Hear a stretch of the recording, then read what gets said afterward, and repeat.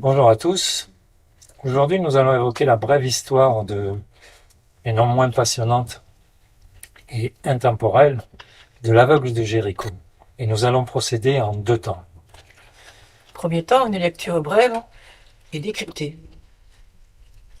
Dans un deuxième temps, deux témoignages très forts et percutants, en lien direct avec ce récit, qui nous interpellent à plus d'un titre. Nous interpellent sur les raisons de nos doutes, des peurs qui nous paralysent, de notre manque d'indignation, également sur la liberté. Rien que ça. Et ça se trouve dans Marc au chapitre 10, versets 46 à 51. Verset 46. Jésus arrive à Jéricho, il sort de la ville avec ses disciples et bon nombre de gens. Il y avait un mendiant assis sur le bord du chemin, c'était un aveugle. Pour quelles raisons autant de précision? La chronologie est importante pour entrer en résonance avec le texte. Jésus, pour la troisième fois, vient d'annoncer sa passion à ses disciples et on peut supposer qu'il doit régner un certain mal-être parmi les disciples. Dans 8 jours, apparemment, il sera crucifié.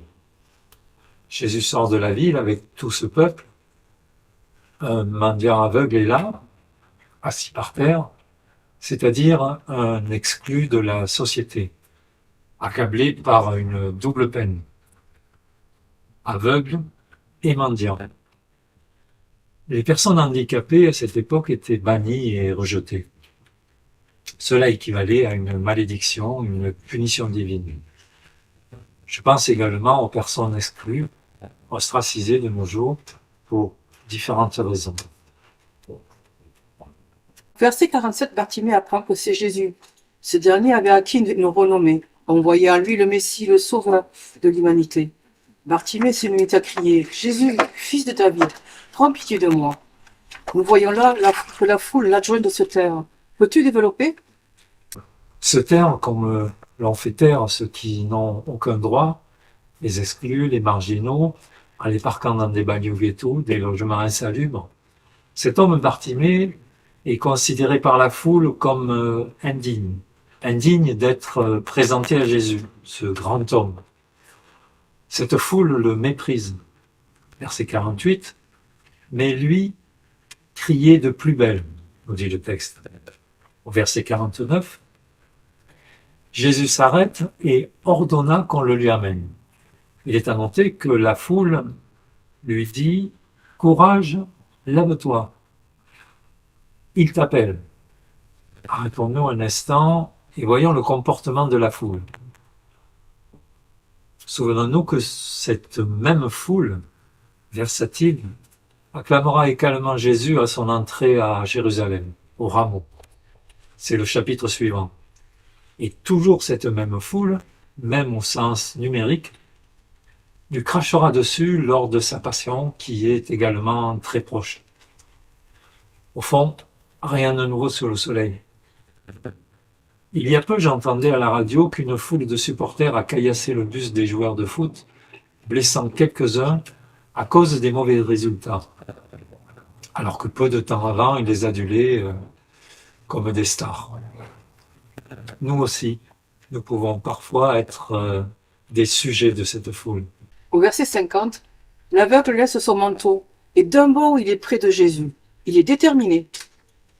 Là encore, un bel enseignement pour nous. Il laisse son manteau, c'est-à-dire tout ce qu'il possède. Le vêtement dans la Bible est symbole d'identité. De plus, rester immobile dans le froid et l'humidité est impossible sans ce vêtement. Symboliquement, qu'est-ce que cela signifie pour chacun de nous? Que sommes-nous prêts à quitter, à lâcher pour l'inconnu, pour la nouveauté? La nouveauté qui fait peur. Et je finis donc par accepter mon sort. C'est la vie, diront certains, le karma. Il est ici question de foi, d'un choix personnel qui consiste à oser l'inconnu de Dieu. Par exemple, rentrer dans une église, aller vers un vrai chrétien, lui poser des questions sur sa foi, lire la Bible. En fait, sortir de sa zone de confort. Bartimée proteste, il se révolte, il cherche à donner du sens à sa vie. Il est poussé par la grâce, prêt à tout quitter pour l'inconnu de Dieu. En fin de vidéo, nous ferons deux témoignages forts et bien concrets qui donnent chair à cette scène. Ce texte nous dit qu'il est près de Jésus d'un bond. Malgré sa cécité, il se précipite vers Jésus, au travers de la foule. Il est toujours plus simple et confortable de se résigner en se lamentant sur son sort, en pleurant sur soi-même. Au verset 51, Jésus lui dit, « Que veux-tu que je fasse pour toi ?» Très curieuse cette question de Jésus. Il voit bien qu'il est aveugle. En fait, Jésus respecte profondément le désir de chacun. Il veut que Bartimée devienne en quelque sorte acteur de sa guérison. Rabouni, dit-il, que je vois. Et à l'instant même, cet homme voit. Verset 52, va, ta foi t'a sauvé. Jésus ne dit pas, ma foi t'a sauvé. Et il se met à suivre Jésus. Nous voyons ici qu'un homme affligé d'une double peine, mendiant et aveugle, à présent guéri, il est debout, il a retrouvé sa dignité et il suit Jésus sur le chemin. Contrairement au jeune homme riche qui était venu chercher la lumière et s'en retourne imbu de sa personne à cause de ses grands biens. Autrement dit, de sa suffisance. Bartimée, lui, est dans l'humilité. Il est déterminé. Est-ce parce qu'il n'a plus rien à perdre? Je dirais que selon moi, c'est plus subtil que cela. La foi est une grâce que l'on accueille ou que l'on laisse passer. De fait, Jésus ne repassera plus par là de son vivant. Il est très facile d'accabler la fatalité, installée dans une routine, une habitude qui rassure. Se poser des questions, chercher la vérité, peut être déstabilisant, car il va falloir se regarder en face et prendre une décision radicale. Il en est de même pour chacun de nous. Pour recevoir la grâce, encore faut-il se lever et accepter de lâcher ses peurs, ses doutes, son ego, pour aller vers un autre paradigme, vers l'inconnu de Dieu.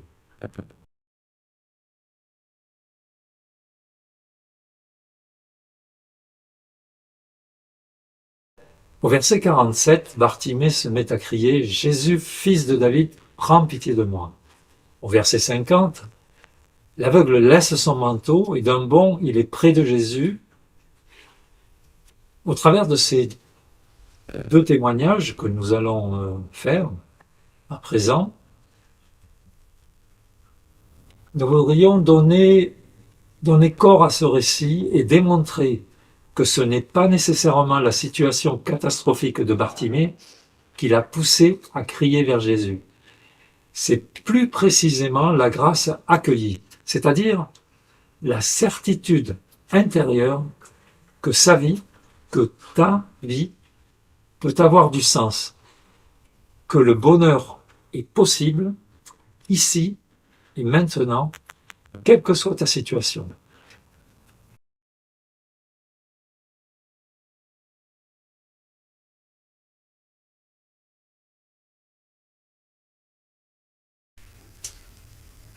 Premier témoignage. Nous sommes en 2000. Il y a environ un an que la conversion est passée par là. Je suis enthousiaste, survolté par ce qu'il m'arrive. J'ai la profonde conviction que ce bonheur incommensurable, beaucoup trop beau pour être vrai, doit être partagé avec le plus grand nombre. En tout premier lieu, avec mon épouse que j'abreuve d'arguments, de citations bibliques que je découvre au quotidien. Sauf que la foi est de l'ordre de la grâce, d'un choix personnel, librement consenti. Ce n'est pas ce que tu dis qui convertira quelqu'un. C'est ce que tu es, ce que tu vis en vérité, qui crie plus fort. Le résultat, un profond et durable mal-être s'était immiscé dans notre couple. Lors d'une messe, dans l'homélie, il fut question de la puissance de la prière. À compter de ce jour, je n'ai plus évoqué ma foi, pas même suggéré. Je me suis simplement mis à prier avec ferveur. Isabelle, mon épouse, m'avait appris le Notre Père et le Je vous salue Marie que j'ignorais complètement. Peu de temps après, une personne que nous ne connaissions pas nous aborde et nous conseille d'aller en pèlerinage à Medjugorje, un sanctuaire catholique qui se trouve en Croatie. 10 jours plus tard, nous voilà rendus.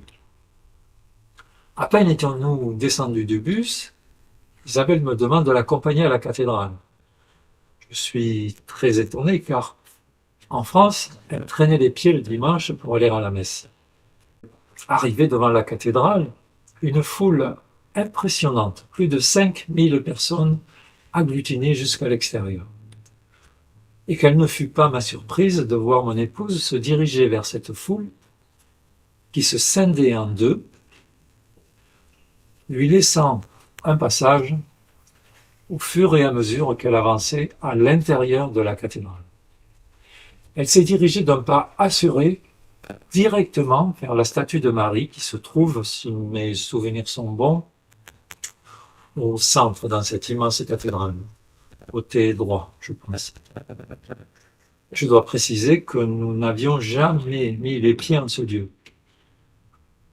La foule se scindait toujours devant elle, la dirigeant directement vers la statue, et elle se refermait derrière moi. Arrivé devant la statue de la Vierge, il y avait 3 emplacements. Et prier, genoux. Et donc, tous ces gens patientaient docilement. La personne située au centre se lève. Tout naturellement, Isabelle prend place sans avoir ralenti son pas. Tout était parfaitement synchronisé. Pour ma part, j'avais compris ce qui se passait pour elle. Je pris la direction de droite vers une porte latérale pour l'attendre à l'extérieur, persuadé qu'elle me retrouverait sans problème, étant donné ce que je venais de voir. Je dois préciser, pour bien comprendre la teneur de ce miracle, et je pèse mes mots, car mon épouse était à cette période agoraphobe sévère. Je devais l'accompagner au supermarché, notamment car il lui était impossible de braver seul, ne serait-ce qu'un petit groupe. Après un temps, la voilà qui me rejoint, rayonnante.